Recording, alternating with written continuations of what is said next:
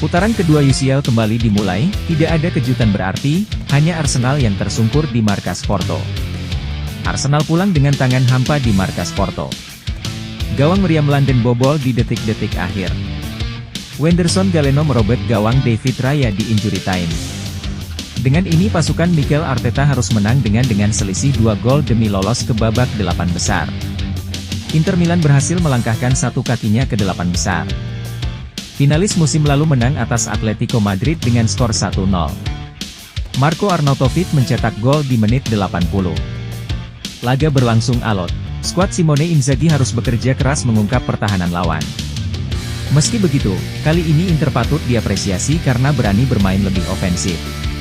Atletico sesekali menyerang, namun hingga 90 menit berakhir mereka tidak sekalipun melepaskan tembakan tepat sasaran.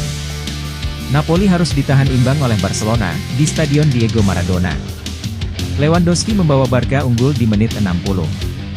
Tak berselang lama, Victor Osimhen menyamakan kedudukan menjadi 1-1. Laga intens 90 menit berakhir dengan skor 1-1. Selanjutnya Napoli akan bertanding ke markas Barcelona di Spanyol. Sementara itu PSV dan Dortmund bermain imbang 1-1. Mikel Arteta tertantang untuk meloloskan Arsenal ke 8 besar. Meriam London sudah 14 tahun tidak lolos.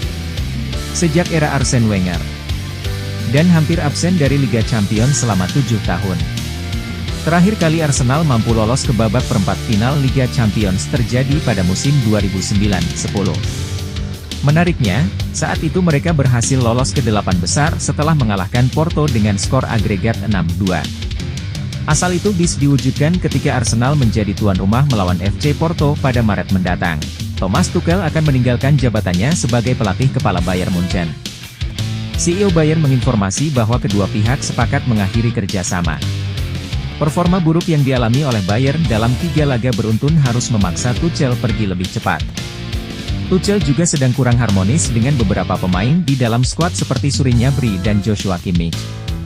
Kesepakatan perpisahan ini mencuat beberapa hari setelah Bayern harus kalah di kandang VfL Bochum 2-3 pada akhir pekan lalu. Beberapa kandidat seperti Ole Gunnar Solskjaer, Xabi Alonso, Zinedine Zidane hingga pelatih kelas dunia seperti Miljan Radovic. Bintang PSG Kylian Mbappé kepergok berada di Barcelona. Di tengah kabar kepindahannya ke Real Madrid.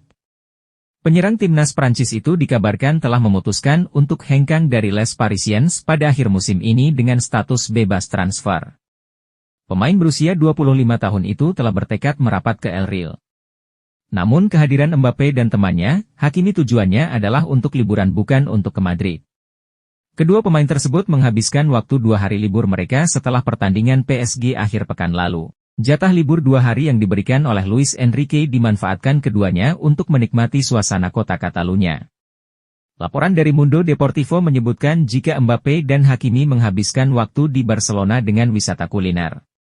Mereka sempat menikmati sajian lezat di sebuah restoran kelas atas bernama Restaurante Botafumeiro.